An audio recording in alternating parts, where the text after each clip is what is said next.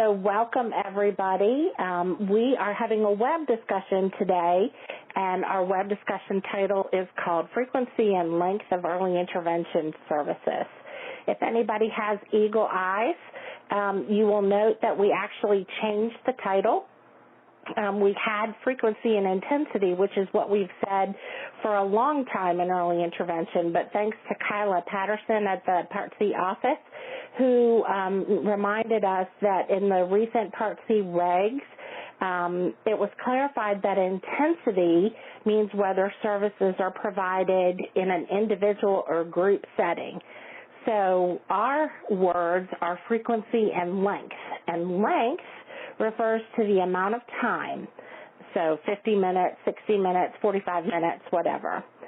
We're going to be focusing on frequency and length today, but if Dana and I mess up and say frequency and intensity, because that's what we've said for 20 years, know that we mean frequency and length.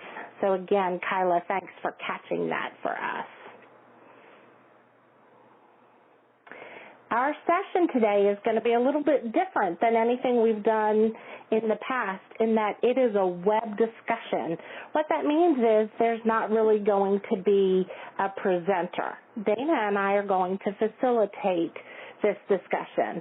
So for those who don't know me, I am Corey Hill, and I'm the Early Intervention Professional Development Specialist. Dana and I both work at the Partnership for People with Disabilities at VCU. And Dana, would you like to introduce yourself as well so they can hear your voice? Sure. Hi, everybody. I'm Dana. I'm the AI Professional Development Consultant with the Partnership. And, yeah, it's just a crazy day, so who knows how this web discussion is going to go. It's funny, our last slide will say we'd love to have your feedback. We really do mean it. It ought to be kind of interesting today. Corey, when she mentioned the craziness going on in my background, I've mentioned on many of these that I often have my dogs, and they're just loving to speak up. Hopefully that won't be the problem today.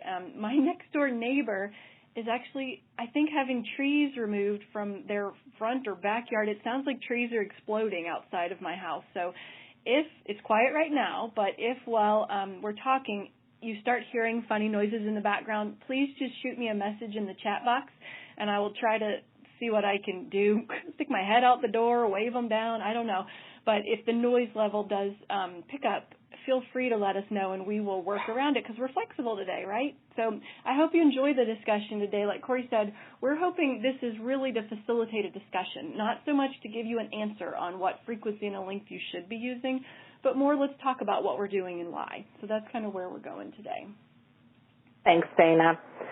So as you look at our agenda for today's discussion, we're going to hit a couple main topics. We're going to review what we know and don't know about frequency and length of service. As Dana said, this is not a presentation, so we don't have the answers. We're really hoping you can help with by using the chat to guide some of our discussion. We have some guiding questions that we hope will help you consider the topic of frequency and length. And then we'll try to hit any of the questions and hot topics that you have related to frequency and length. At the end, Dana is going to walk through, we hope that we will be able to develop a tip sheet to manage this discussion.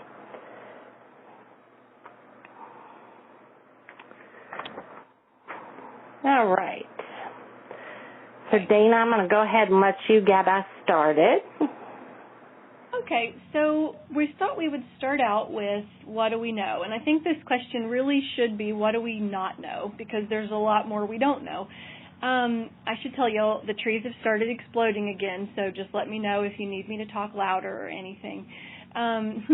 So when I think about what we know, what we don't know, when we think about frequency and length of service, the reality right now is there's really not any empirical evidence that tells us one frequency or length is more effective than another. And this is not unique to early intervention. This certainly shows up in school-based research too. There's lots of complicating factors with trying to figure out what frequency and length is appropriate, and especially in early intervention, some of those complicating factors are just the reality of doing intervention visits in natural environments. I mean, there's so many other variables in the natural environment that could be affecting a child's progress.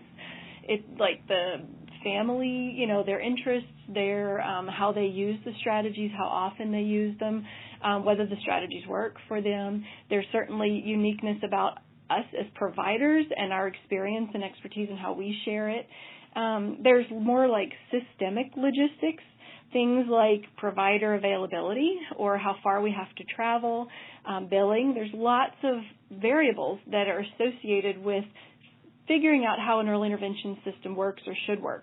And then when you have put all those together and try to think about, well, which frequency and length is going to be effective for this child, the individualized nature of early intervention makes figuring that out almost like the unanswerable question. Now, there are different states that have looked at this, and they've looked at different characteristics of children, different characteristics of the teachers or the interventionists, and across the board, there's really not been found any particular recommendation that we can say a child with this type of abilities or disabilities needs this level of service. We just don't have that.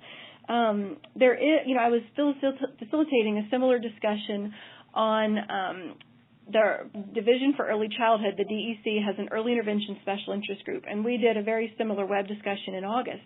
And Melissa Sheldon, who probably a lot of you all know is someone who's come to Virginia and done a lot of training and coaching for us, she helped facilitate the discussion, and she shared something I thought was interesting, so I thought I would just pass it along to you. She talked about a study that she participated in Texas, and she said the Texas early intervention system pulled together teams of a lot of the experts in our field. She and Dason Rush were on a team, Mary Beth Bruder, Robin McWilliam, lots of the names you know in our literature were pulled together, and they were given case scenarios, and they were determined. The separate teams were supposed to figure out which service frequency was appropriate and what services should look like. What was so interesting is the teams had representatives from multiple disciplines, multiple experts. Separate from each other, the teams both developed the notion of starting the discussion about service delivery, frequency, and length at a once a week as a starting point, and then justifying whether to increase or decrease frequency based on lots of different factors. So they could be family factors. Maybe you're going to be doing early intervention in multiple environments between the home and a child care center. Maybe a child is in foster care, and so you have multiple folks to work with. Certainly looking at child progress, but I was really interested in that idea of using that once a week just as a starting point. Not that everybody needs to get once a week, but that we use it as a starting point, and then we really think about, does the child need more or less? And probably even a better question is, does the family need more or less? And we're going to talk about that. I think the discussion about frequency and intensity is also affected by lots of scheduling aspects, whether it's our own schedules and the family schedules. Whatever the factors are, it's a complicated decision to make, and there's lots of factors that influence our decision. I think the key to what Melissa was talking about, and that I would encourage you to reflect on today, is how flexible your thinking is, and how flexible the thinking is of your team. So I challenge you today to think about, we're going to talk about what patterns you typically see and how you're individualizing that discussion and that decision. So it'll be interesting. As we go along, I'll share with you some of the insights I learned from that more national discussion, but the patterns were not surprising. They're pretty similar across different. So for what do we know, I don't really have a good answer. I just know that this decision we're bound to make this decision based on what will benefit the child and family the most, and it needs to be an individualized decision. And that's a piece that I think we really need to reflect on more as a field. So let's think a little bit more now about what resources do we have available to us to help us think about this. So most of you hopefully are familiar with the 7 key principles of early intervention.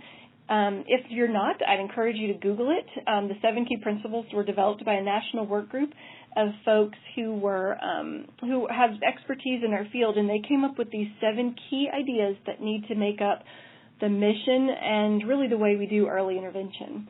And so we've pulled 4 of them here on the screen for you to be thinking about.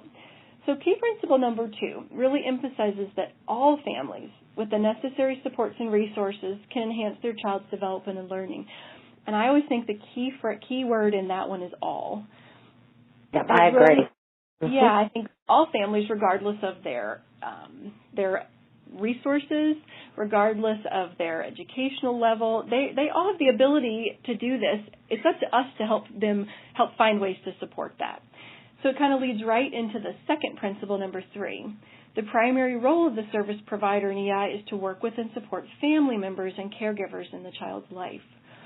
So I think if we really hold that as our primary role, when we're making decisions about recommendations for service delivery, when we're talking with our team, we have to remember that this recommendation is for how often the provider will visit to support the caregiver, not to sit and play with the child necessarily. So it can be a different shift from thinking, how much do I need to get out there to work with this baby on walking or cognition or whatever, versus how much does the family and how much support do they need so that they can use this intervention when I'm not there. So just a different perspective. And I think that's that flexible thinking that you were talking about, Dana, too, particularly with 2 and 3, that if we get stuck or we start thinking, well, this works for these families, but not these families, then really thinking about what these principles mean. And again, as you mentioned, all families. It's our job to support them, but all families. Yeah, and I know Corey and I have talked about this before. I think a pet peeve of both of ours is when we hear someone say, well, I don't have families that can do that. Or, well, that only, coaching or whatever, this, me being in the role of supporting the family, that only works with some families. I firmly believe that's not true, and that's when you're having those kind of thoughts, it's really a great time to take a reflection and think about what could I do differently to support this family better, because most of the time that's where the key is.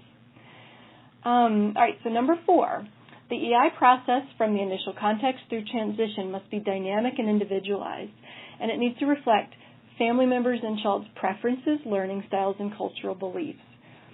So that idea of that being dynamic, flexible, individualized is the heart of this one as it applies to our discussion today. We need to make sure that our decisions are taking into account all the reality, and I know there's a lot of reality that affects these decisions, but we need to have that flexibility to make sure we're individualizing to what is needed to help address that child's unique outcomes. Cultural beliefs, family preferences, all of those things really matter. When I think about the family preferences, I love the idea of just asking the family, how much support do you think you need? I observed an assessment a couple years ago in Norfolk. I think Emily might even be on the line and videotaped it, and it's a video I'm hoping to make available to everybody soon. But I loved it that Emily turned to the grandmother and said, she explained the service delivery discussion, and first, before turning to for the professionals on the team, she said, how much support do you think, you would like? And the discussion went from there, and I thought it was just beautifully done. So way to go, Emily. Let's see. So our next one here, our last key principle. The family's priorities, needs, and interests are addressed most appropriately by a primary provider who represents and receives team and community support. So I think, in Virginia, we are trying to move towards a primary provider approach to our intervention.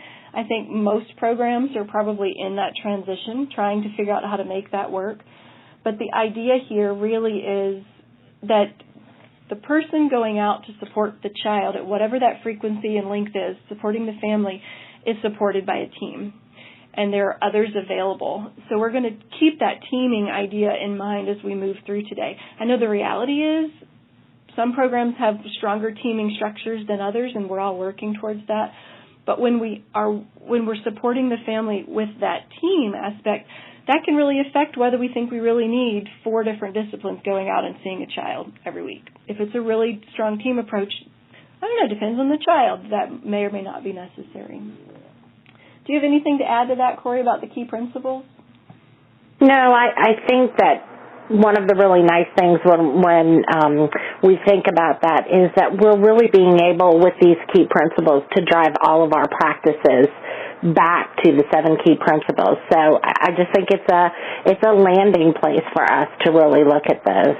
So thanks, Dana. Yep, absolutely. So another place where you can find a little bit of guidance about this are the Division for Early Childhood Recommended Practices. These were published, I think it was in April, and they're actually just getting ready to come out with a monograph on the recommended practices. And these were revised recently and really designed to help support the implementation of early intervention and early childhood special education. Now, part of the challenge with these practices is integrating classroom-based and community-based services is always a little crazy when you think of the language. So some of these you think, oh, well, it kind of is a spin on the practitioner doing the work with the child, but the commission tried really hard to make these applicable to EI2. So we pulled 4 out of here for you. So you've probably already tried to read them while I was talking, which is nearly impossible. But let's look at the first one, the family principle number 4. This principle really emphasizes that we're going to work together with the family to create outcomes or goals, develop the plan, and implement the practices that are really grounded in the family's priorities and concerns and the child's strengths and needs. So that, again, that collaborative teamwork, that the family really needs to be a part of making that frequency and length decision. We're no longer prescribing those types of things to families. Well, sometimes doctors might still be, but we'll get to that. Yeah, we'll get there. That's right. So instructional practice 3, practitioners gather and use data to inform their decisions. In early intervention, I often think we don't use data collection often as much as you do in a classroom or maybe a clinical setting.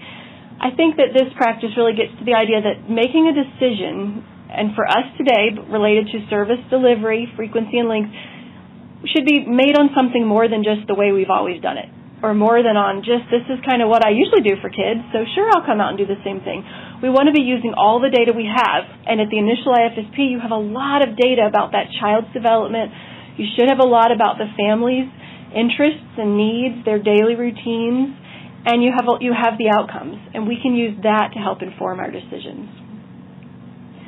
Instructional practice 4, that we plan for and provide the level of support, accommodations, and adaptations that are needed to help the child be able to access, participate, and learn across the day. So I like that one because it really focuses on us. I wish they would have added practitioners help the family plan for and provide the level of support, but, I didn't write these. I think that would have made it a little more applicable to EI. So you want to, with that one, keep your eye on the prize, which is supporting the family. And then instructional practice 10, that we are implementing the frequency, length, and duration of instruction needed to address the child's phase and pace of learning and the level of support needed by the family to achieve the outcomes. So I think thinking about that child's pace of learning is an interesting idea, and we're going to talk about that a little later. So I think the practice, with the key principles and the practices, is just some broad concepts that are really, our field has really come together and agreed on the best way to provide services. So we want to think about how does that affect this really important recommendation that happens as part of the IFSP. And I think as we've thought about the DEC recommended practices, as Dana has said in the past, we really did think it was sort of school-based, classroom-based, but if you look at these, and if you need the link or you can just Google it, really there are lots of sub-parts of these that there were lots of early interventionists who helped with these recommended practices. Right. Again, as Dana said, it grounds us in why we're doing what we're doing. And, even though the DEC recommended practices sound like an educational-based organization, I know there were folks in the commission from the different therapy disciplines, too. All the disciplines were represented. So these practices are really recommended to reflect our practices regardless of your discipline. I think, and definitely the same with the 7 key principles. So before we jump into hearing more about what patterns you guys see in your programs, we wanted to throw out some guidance from the literature. So back in 2003, which is a long time ago now, 12 years ago, Leanne Jung wrote an article in Young Exceptional Children called More is Better, Maximizing Natural Learning Opportunities. And this article is often cited because I think it's really important for getting this discussion going about how much service, how frequent, how much is enough. I actually loved it that she wrote more is better because you might think, oh, more services. But her contention is no, more intervention is better. When we're maximizing a child's everyday opportunities to learn, that child's going to be getting more intervention than we could ever provide providing services twice a month, one time a week, or even twice a week. So in her article, and I'm happy to share it with anybody that's interested, just let me know, she had a table that I kind of put on the screen here. So she had some old questions. And remember, this was 2003. So the old questions that she talked about that are used to frame the discussion about how much service, or how significant is the child's delay or disability, and does the family have the resources to follow through on intervention? Oh, I see. ITC of Fairfax. Unfortunately, I can't make the article available on the EIPD site because it's not freely posted on the, I can't just find it posted online, and I'm actually not allowed to post it unless I have permission from the editor. But send me an email and we'll figure out a way to get you a copy. Okay. All right. So, but that was a great question. I'm happy to help you get access to that article. So her old questions, I think, still float around in people's heads a little bit today. So I would encourage you, as part of your team, if you're there with a group today, or you're there as an individual listening, think about, are these things I think about? I think particularly number one, we think about how significant the delay is. Maybe a child with milder delays doesn't need as much service. More significant delays needs more. Well, that's really outdated thinking. And so we're going to talk about how to think differently today.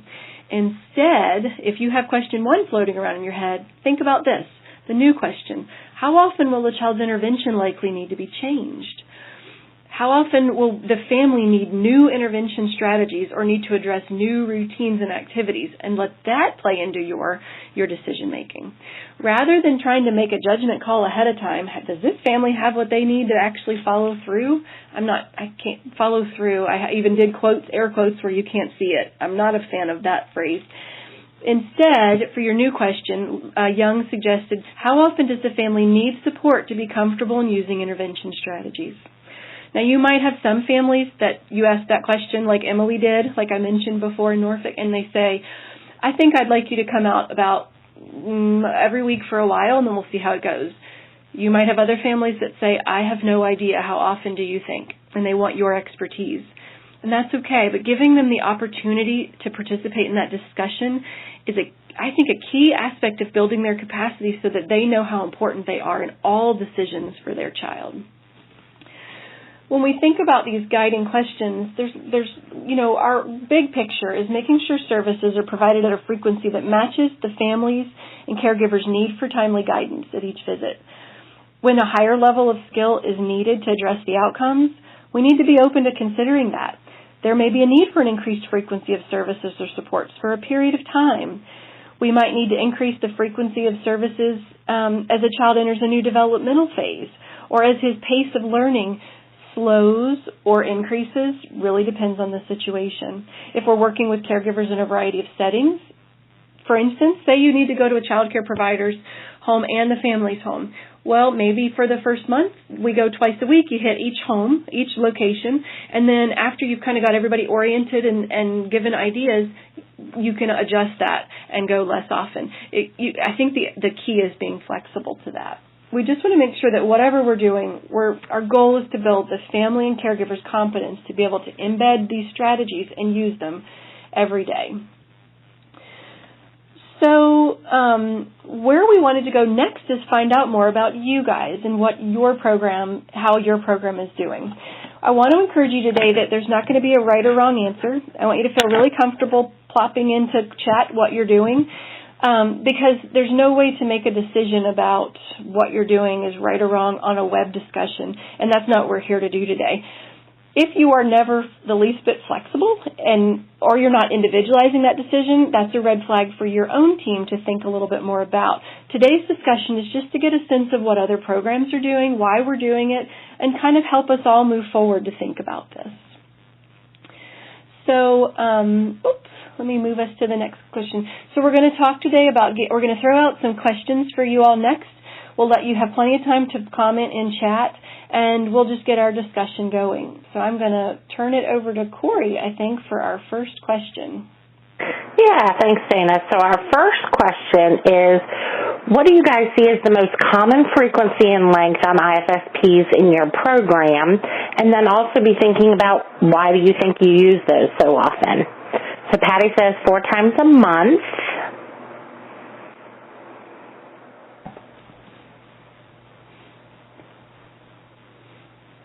Patty, I'm interested. Let us know why. There she is. The because I was going to say, why do you think that is?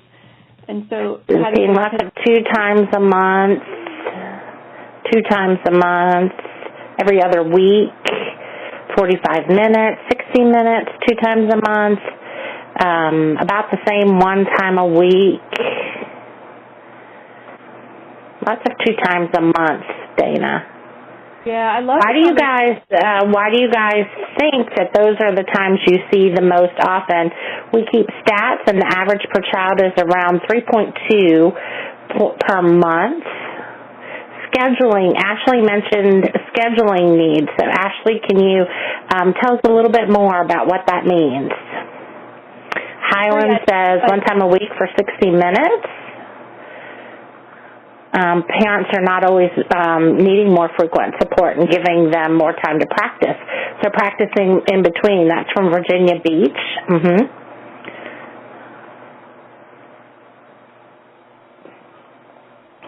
Oh, I love Goochel and Paladin talks about how a lot of times they do what Dathan and Melissa call front loading.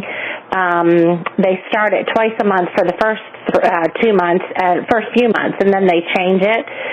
Sometimes they start weekly and plan to automatically to decrease a month after a certain time. So, yeah, that flexibility. Ashley responded she has a clinical schedule to maintain as well. Fairfax says, we almost never vary the length, and that's a red flag. So, again, as Dana mentioned, mostly these are things for you all to be thinking about as a team. So that's good that you guys recognize that. I'm going to wait just another second to see if there are more coming in. Jenny says, we typically do this so the parent will have time to work with the strategies on their own before the provider goes back. If the child and family needs more, we will go weekly as long as needed. So Jenny might have been one of the people who said 2 times a month. Jenny, I can't scroll quite fast enough to see that, but yeah. So that I love that you guys are having that discussion about all of the things we've talked about that practice in between, what happens when the provider is not there, is really nice that you guys are having that discussion. All right, I'm going to just pause and see if there's anybody else who's still trying to answer this one. Looks like we have a couple people still typing. Fairfax says we've begun to use an annual frequency, which we are aware is not kosher. This is like true confessions, but it allows for the secondary provider to use bursts. Fairfax, can you describe that a little bit more for us, please?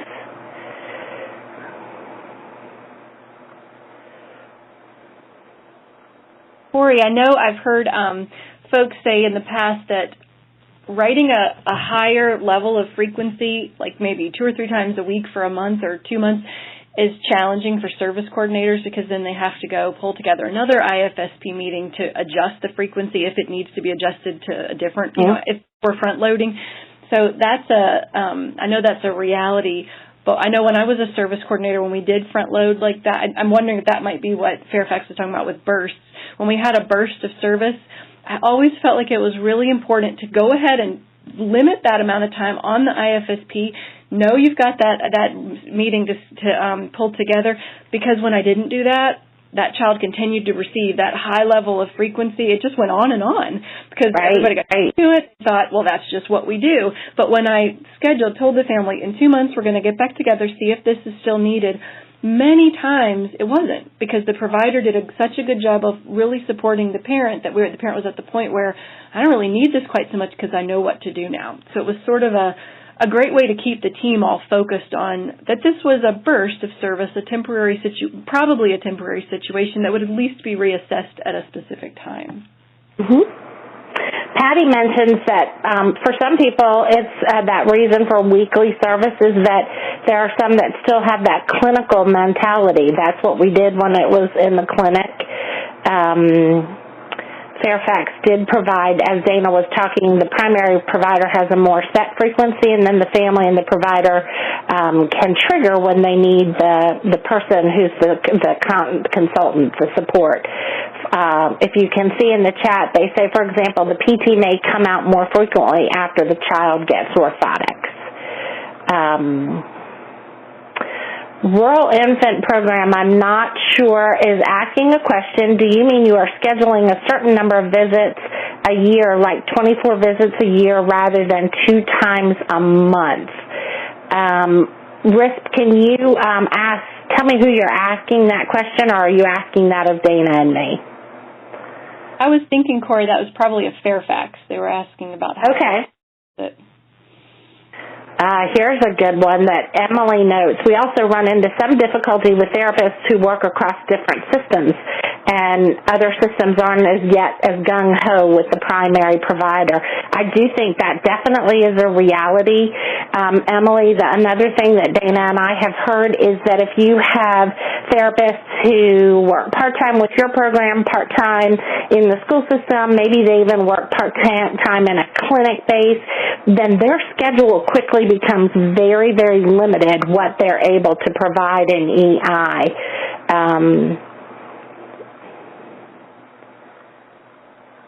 All right. Did I miss anything else, Dana, that you see?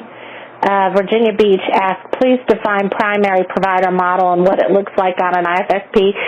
Virginia Beach, I don't think we'll be able to get that today, but I'm happy, and Dana and I are happy to talk a little bit. I think it's important, as Dana noted early on, Virginia has not completely figured out the primary provider model, what that's going to look like.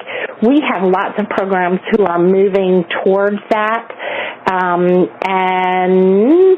Fairfax says there's a talk on Tuesday on primary provider. Sorry if I'm forgetting that. Is somebody helping me with that? I don't remember that one. I think she's maybe saying that would be a good topic for a talk on Tuesday. Yes, it would be a good topic, and just wait and see if somebody gets a phone call.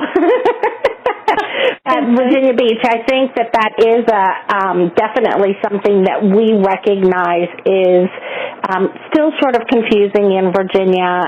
I know that there are some systems who have gotten Dathan and Melissa's second book on teaming that talks about their ideas of primary provider, but there are other models and other ways to do that. So that has not been defined, and I think it really is beneficial for you guys to talk to people that you're hearing in chat who might be doing some things to make those more personal connections and have those discussions.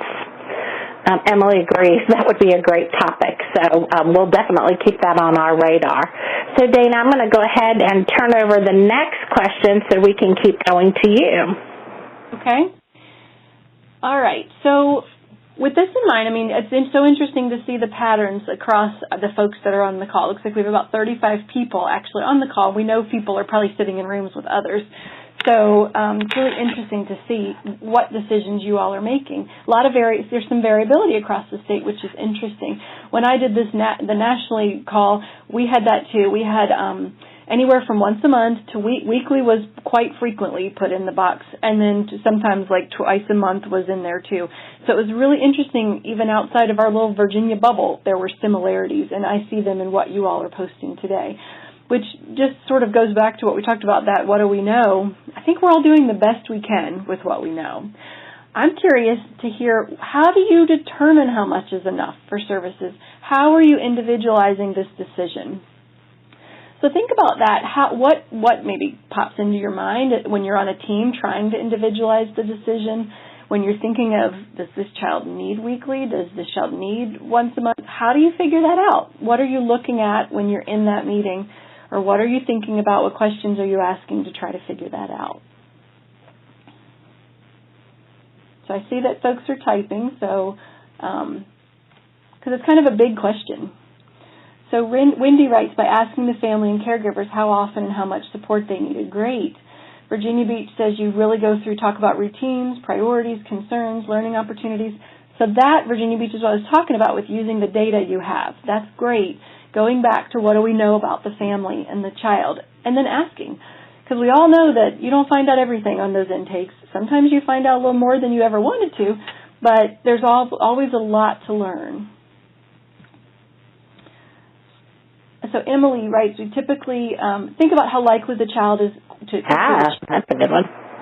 And ask the family how often they would need someone to give them new strategies. Exactly, Emily. I love that idea. And that idea, even asking those kind of questions, sort of embeds flexibility. You know, it helps families know this is flexible.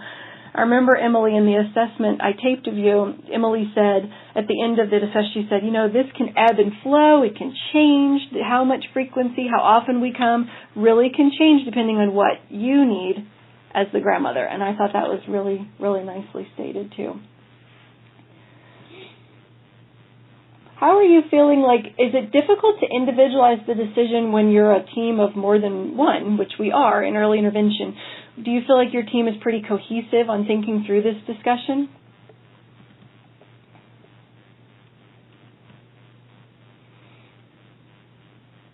Okay, so Goochland Powhatan writes, it plays into how many areas of development they're working on, how many locations, the parent's confidence and experience, how much time is needed between sessions. Oh, I like that last one.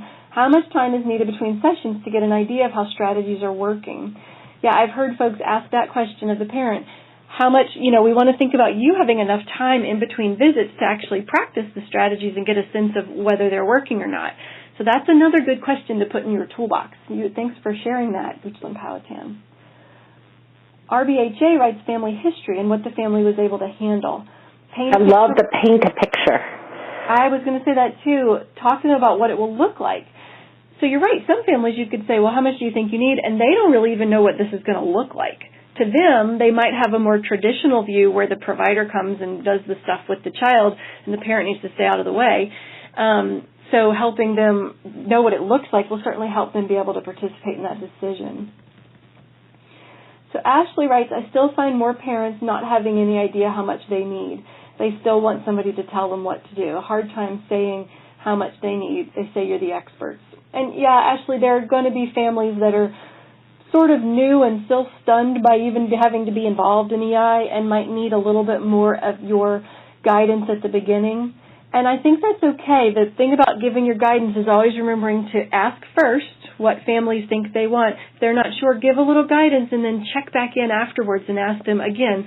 So now that you know, whatever it is you told them, what do you think? Give them the opportunities, multiple opportunities to be a part of that decision.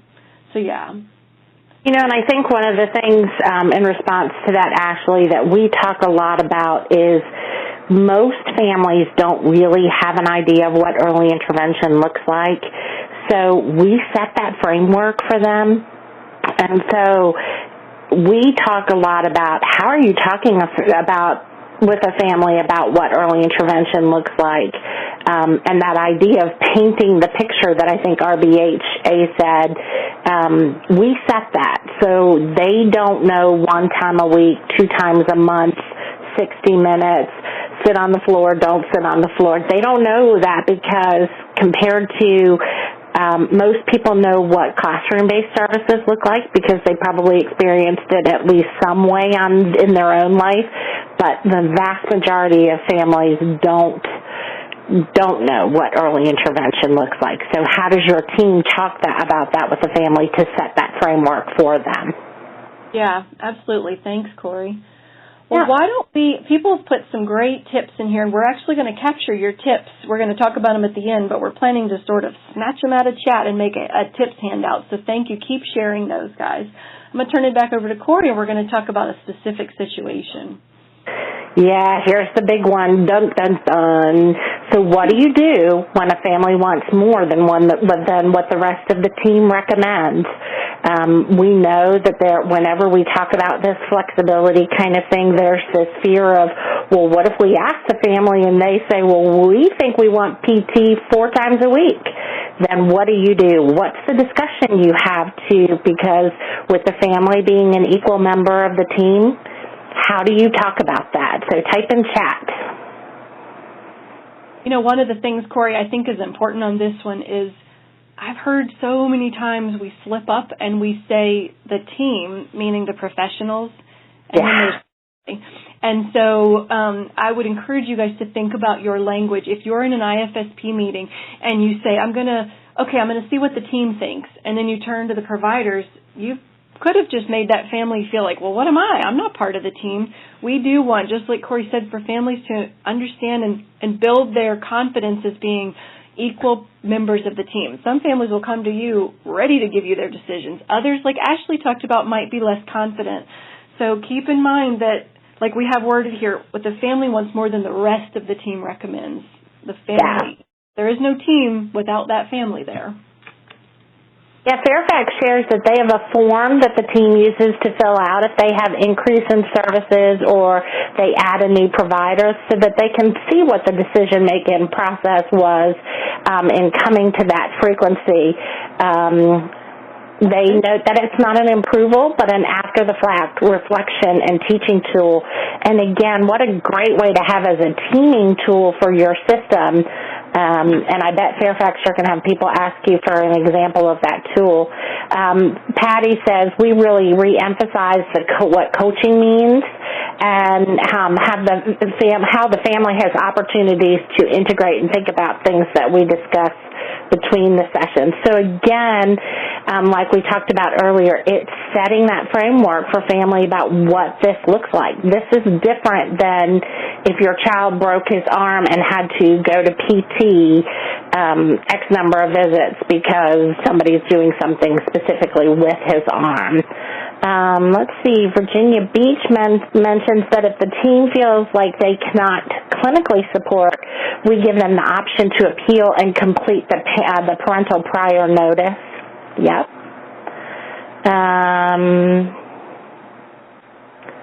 Dina notes, I think she's responding to Fairfax, we used to do something like that a long time ago, and I found it especially helpful to understand that decision-making process. Emily kind of reinforces what we talked about, that they drop back when this kind of thing occurs and discuss the EI approach and what service delivery and why we typically don't have high frequency, as they would if they went to a clinical setting. And one of the things that we talk a lot when we do service coordination training is it's so hard for us to think about that, but families do have that option if they want more and they want something different than early intervention. They, of course, always have that option to have more of a clinical approach. Fairfax mentions that, again, they talk to the family about how often they need more strategies.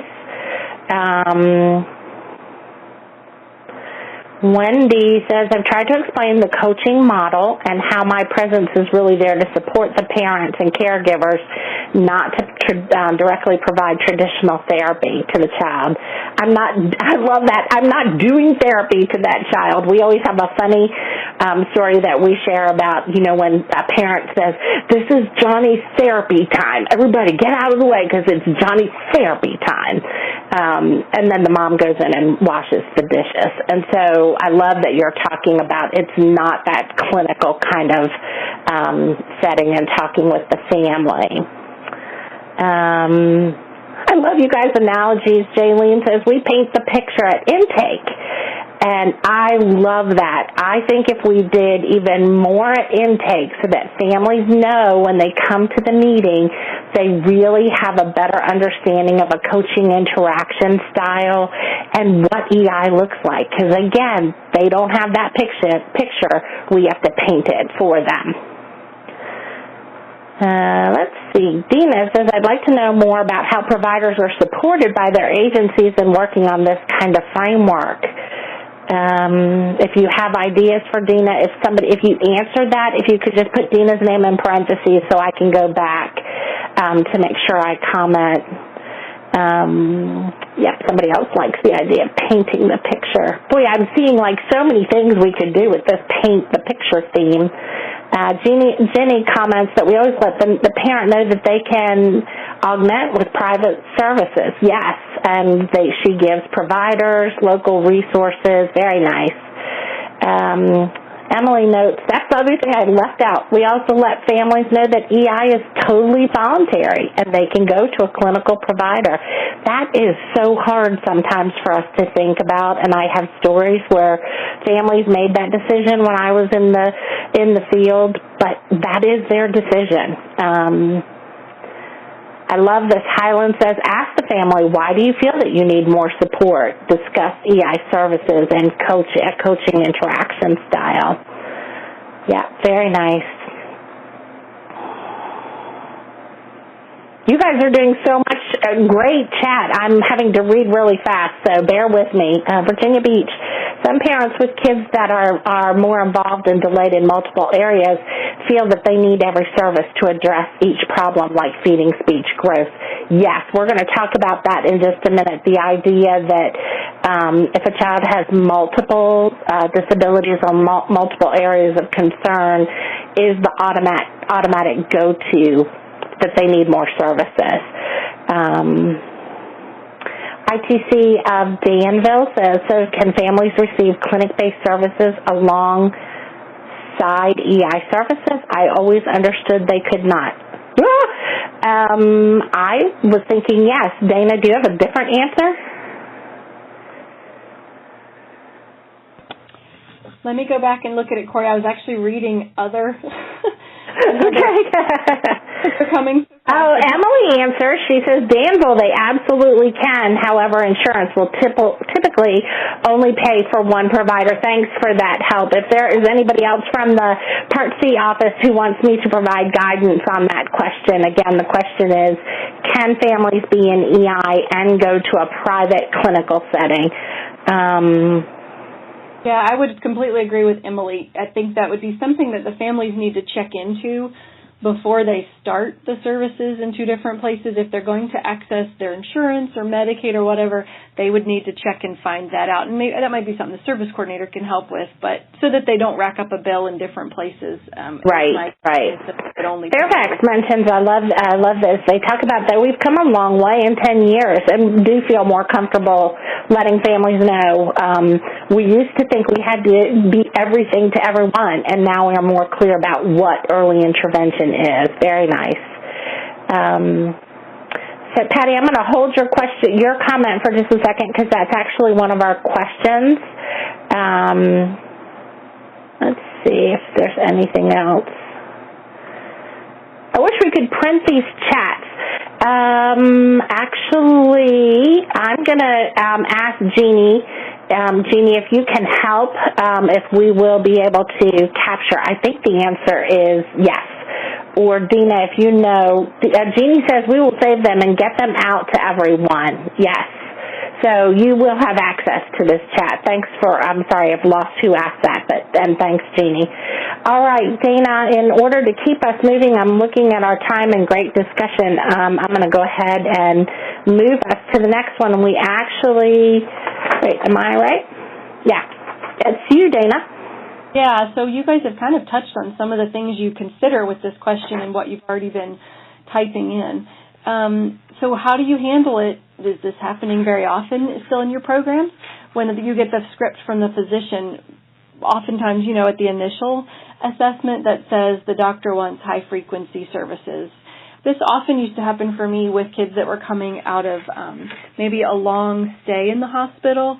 Our little ones that were preemies and had been in the hospital for many months after being in the NICU sometimes, or just a doctor sending your script for some kind of intervention just 3 or 4 times a week. And so I'm curious about if you're seeing that and how you're handling that now. How are you handling that discussion with the family, as a team, and also with that physician?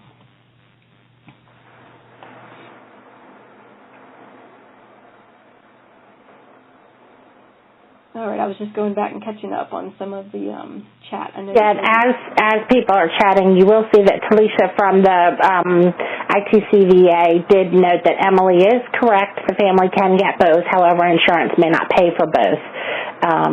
We would just want to make sure that they've checked all of that for their insurance. When you think about that, the doctor, when the physician... Excuse me. I mean, a lot of times it's sent, electronically or in your records. But the families walked in the door with an expectation that could be different than what the other team members have to say. And so there's so much in that is about how you have that discussion with the family. And then, of course, really how you have that discussion with the physician that's sending the scripts over like that. But I want to emphasize that it doesn't mean the physician script is wrong. Again, we've got to think about that flexibility. What we do not want to be saying to families is we don't do that. We don't do services 3 times a week because that's not true. We can't say that. It's not individualized. If we were to say that, we have to be open to the idea of it.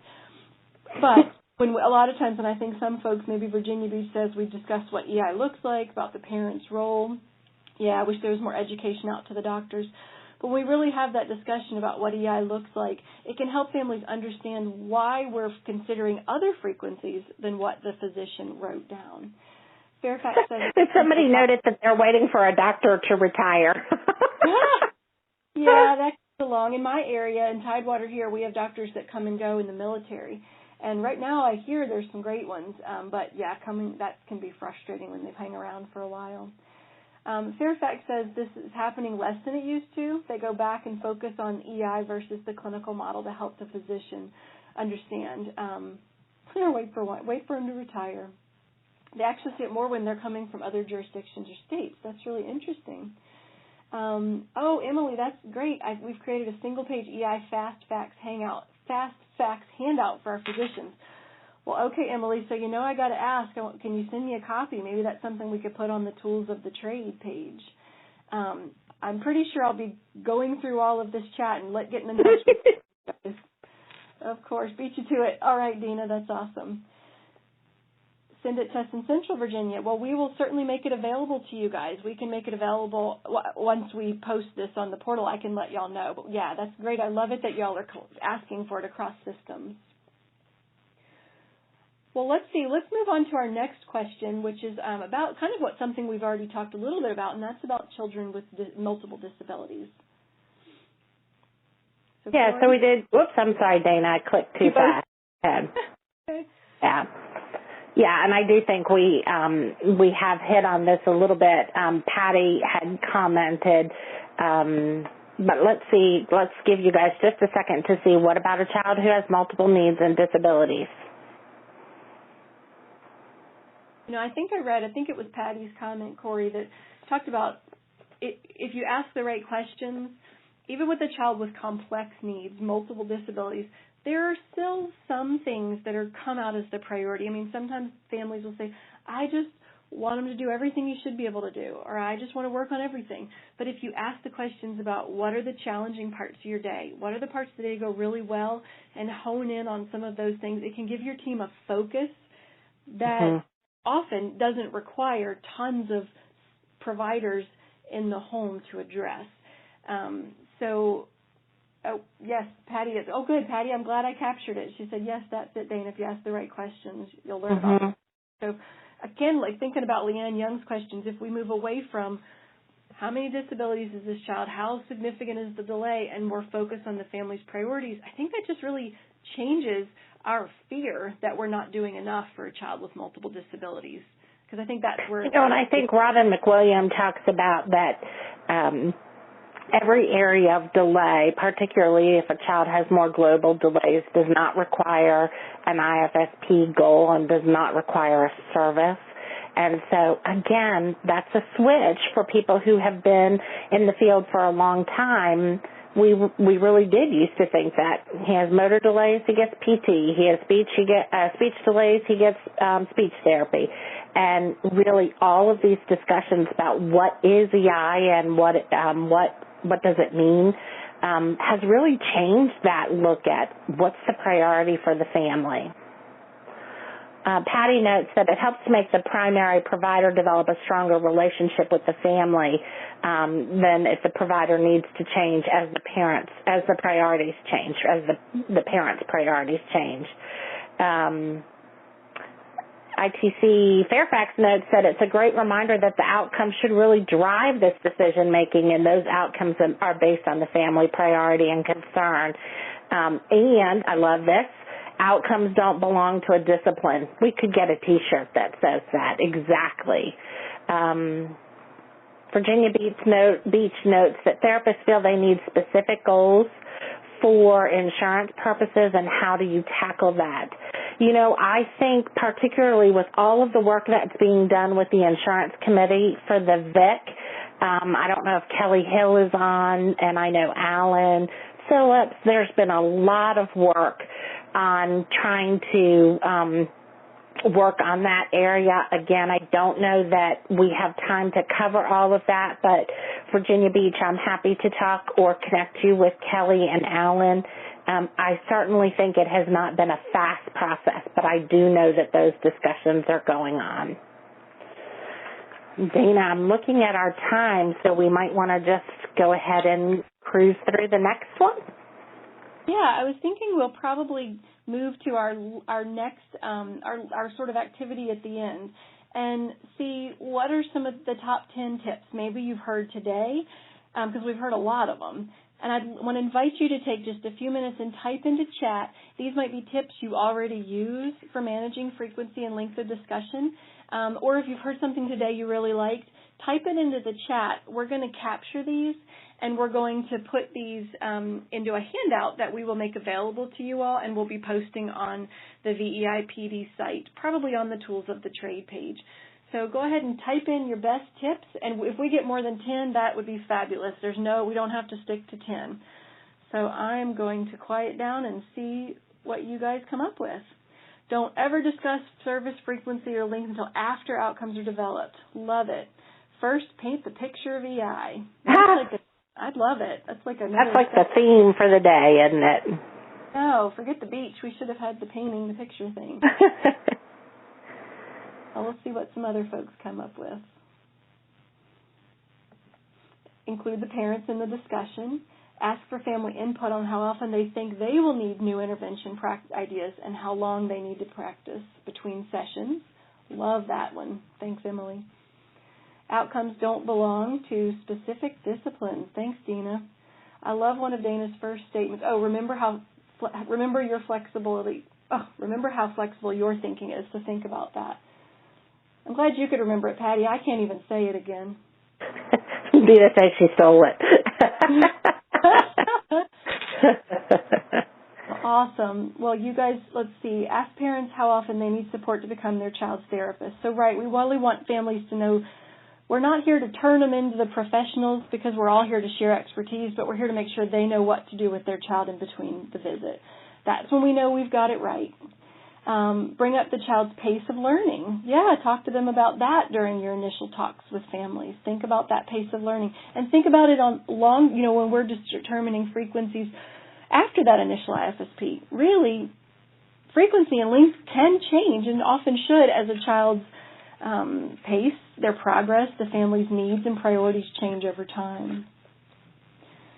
We're going to go ahead and leave the chat open for a little while. You can continue to post. There actually were lots of good tips throughout the discussion, and we'll be sure and grab those.